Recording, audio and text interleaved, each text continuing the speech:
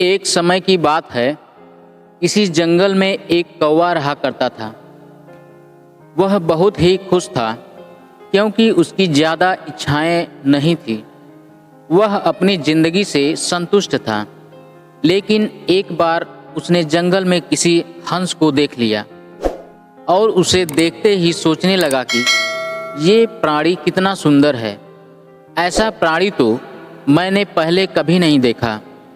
इतना साफ और सफ़ेद, यह तो इस जंगल में औरों से बहुत सफ़ेद और सुंदर है, इसलिए तो यह बहुत खुश रहता है।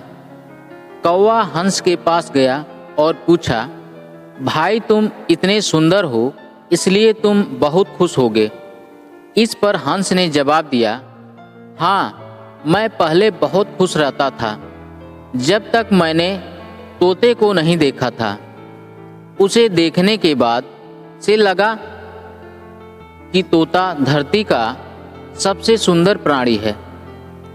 हम दोनों के शरीर का तो एक ही रंग है, लेकिन तोते के शरीर पर दो दो रंग हैं। उसके गले में लाल रंग का घेरा और वो सुर्ख हरे रंग का था।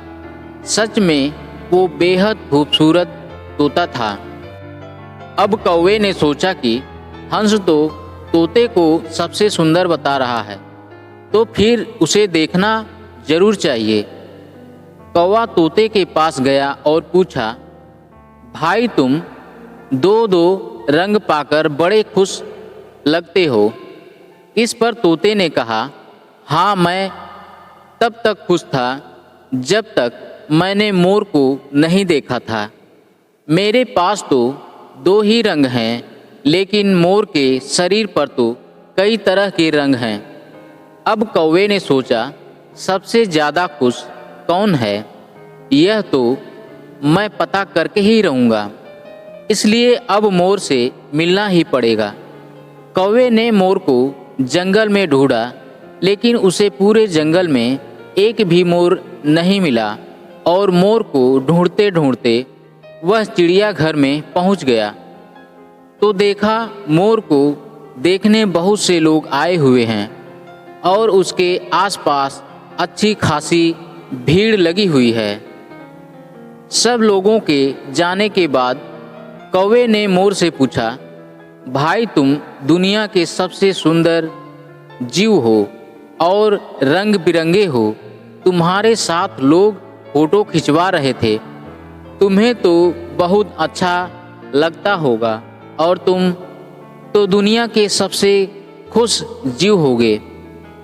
इस पर मोर ने दुखी होते हुए कहा, भाई अगर सुंदर हूँ तो भी क्या फर्क पड़ता है।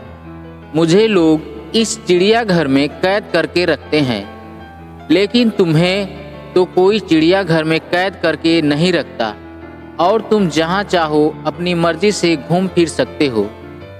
इसलिए दुनिया के सबसे संतुष्ट और खुश जीव तो तुम्हें होना चाहिए, क्योंकि तुम आज़ाद रहते हो।